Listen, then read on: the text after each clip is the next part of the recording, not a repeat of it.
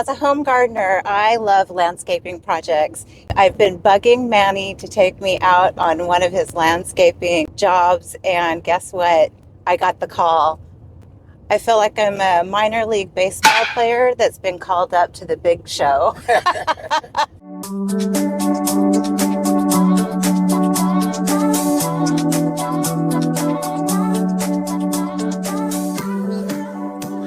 Definitely, there is so much to share, Kelly, on these projects for people in general. Where are we headed to today, Manny? We have a project in Los Gatos. That's a major project, and there is a lot of good concepts to share with homeowners who have big, steep hills.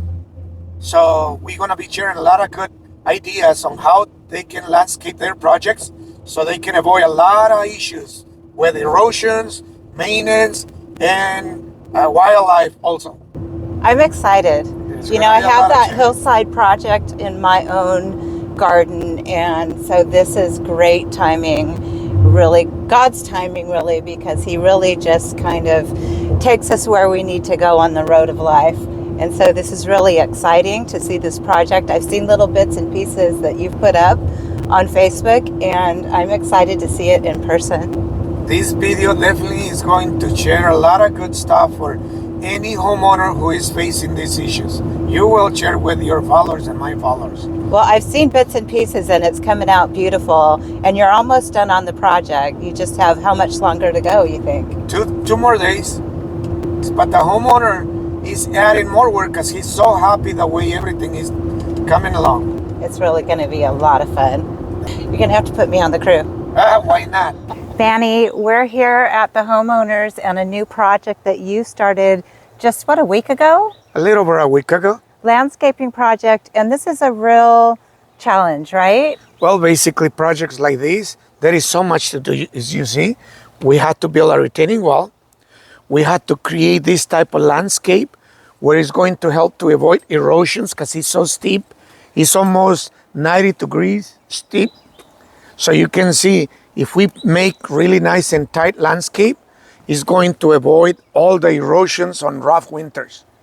We're going to walk along here and show you as we go how it's progressed, where they started, and it's finished at nearest the house, and it's absolutely stunning. You're going to love this. This behind us is the part that's not quite finished. Still have a couple days worth of work, Manny says. Two more days. 2 more days? 2 more days. And his crew will have this all installed, and it's going to be fabulous. Manny, what kind of succulents do we have here mixed in? A lot of aloes, aeoniums, some echeverias, yuccas, cordylines, senecio, some grasses, ponytails, bucharnias. We have aloe hercules, spinolosissima. We have different varieties of orchreas. So you can see the place is going to get covered with a lot of unique. It's Eventually, beautiful. we will see a lot of color too. Are these going to be stacked in layers, the succulents, like it is in the other sections like here? This section, good question. This section we make it so tight because this is so steep and we don't want any dirt falling down to the driveway. Right. So once they grow and build a little barrier over here, they will hold any debris that is coming from the steep hill.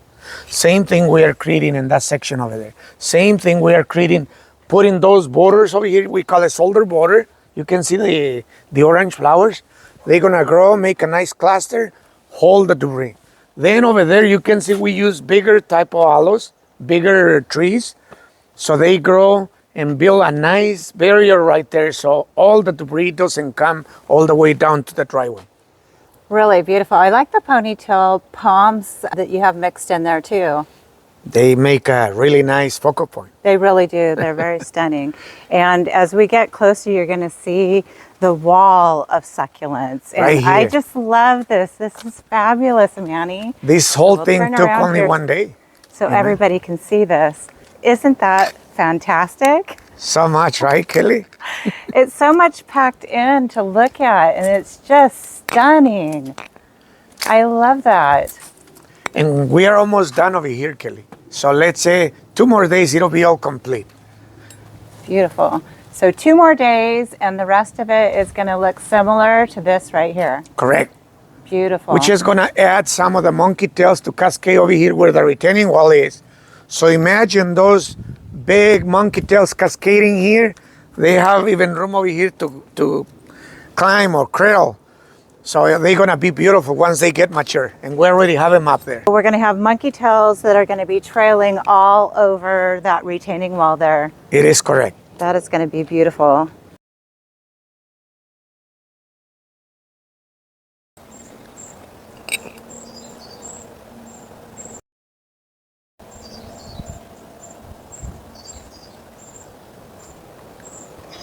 Share with us good reasons why we should do landscapes like this. Well, I'm going to say there is a lot of good reasons. Lots of good reasons, Kelly. And most homeowners, they don't know that. No maintenance, not invasive, very hard tolerant, cold resistance, deer resistance, gopher resistance, non-messy, not invasive, never lose value. Also, they are very, very healthy type of landscape mix we create over here that is so welcoming, so inviting for the friends, the neighbors, the relatives. So definitely there is a lot of good factors. Plus, erosion control. They survive the worst droughts, these type of plants. So homeowners, they don't lose a lot of money by not using annuals and biennials, bad perennials. So there is a lot, even more than 10 good reasons, Kelly. How much is the homeowner going to need to water these succulents? What I give is advice to them only 5 times a year. Really? Once a month from May to September. They're not going to need drip irrigation in here? No drip irrigation other than Really? the rain, and one time put the sprinkle for 1 hour once a month, and that's it. Leave them alone. Wow. And if they forgot 1 month, guess what happened, Kelly? Nothing. No worries. Succulents are very forgiving. That's right. Are there anything that they're going to need to do to protect the succulents from cold weather? No, not at all. Not here. We guarantee our plants for 1 year. Anything that don't make it, we always replace it at no cost. We're going to start promoting to get a little more since I hire a really good team of good, strong workers. So I might start promoting to start getting more jobs. The best part of this is that I am trying to educate my team to be a contractor. That's the reason I am getting some of these jobs. I teach them how to be efficient so homeowners don't pay for inefficiency. This is very important message over here, Kelly. Homeowners, sometimes they hire a contractor out there that it costs so much money, right? Yes. But when that contractor is very inefficient, homeowner is paying for his inefficiency. Yeah, A long true. retaining wall like this is 100 and plus linear feet, was done in only 2 days. A contractor, one of those inefficient contractors, probably charged $10,000 for this retaining wall. Guess how much it cost to us? How much? About, with materials and labor, $5,000. Wow. So now you see why I teach this crew to be very efficient so they get productive. They help homeowners to save money, and they also help themselves to get a lot of jobs. I think that's great, and I think it's important for us to share with other people what we know and what we've learned along the way in life. And we've talked about this before, Manny, is that each of us have our own little things that we've learned that we can share with each other. And I think it's wonderful that you're training up some people to be able to take this on and do this for themselves. And it's going to help them in their lives, and they can pass it on to others as well. Well, just let me give you an example, since this is very important part of what I just say, that I sustain. Many homeowners, they pay inefficiency on some guys out there that they are not even efficient. 2 of the guys that I am training right now, they already been doing jobs. But I put them in a small test to see how many blocks they can lay out in 3 minutes. And also in a couple other areas. In order for them to lay out what I do in 1 minute, they need 7 minutes. So you can see homeowners, they are paying, let's say an example, if I charge $100 an hour, and if the other contractor is also $100 an hour, with them, they need 3 days in order for them to do what I can do in 1 day. So homeowners are the ones that are paying $300 an hour. That's very true. Right? And for those of us who want to expand our gardens and maybe can't physically do the work ourselves, it's really important to save where we can, especially in today's economy. So That's right. Yeah. I So always think hear that's great. homeowners saying like, it is so expensive to do this project. When they know what we gonna charge, obviously we know we are reasonable. We don't cut corners. We do even more than what we say. And homeowners, they help us to keep building our business. I also help these young ones to be productive for themselves and for their own customers. Is there anything that you need to do to prepare the soil for planting those succulents in a retaining wall like that? Oh, you can see we just do the planting like that. We know these type of plants, they will thrive through any soil. We don't use any compost soil, any cactus mix. We know they do fine.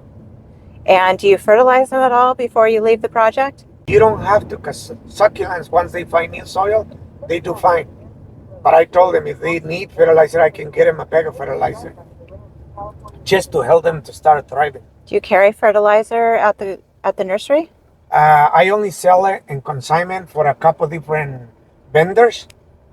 So we do have it. Now, if people want to contact you, Manny, they're interested in having a landscaping job on their property done, how would they get a hold of you? The best way to reach Navarro is at 831-809-2302. We can make an appointment. And do you go out? What is the process? Do you go out and take a look at the project first and get an idea and then? In most cases, we go and do a consultation. Normally, I charge $100 to $200 for the consultation because I got to cover my time so I can stop doing what I am doing to go and see those projects. But that money, if we get the job, is applied to their purchase. So they don't lose the money. It's only to cover my time. This reminds me of when I used to go with my grandfather, who was a cattle rancher.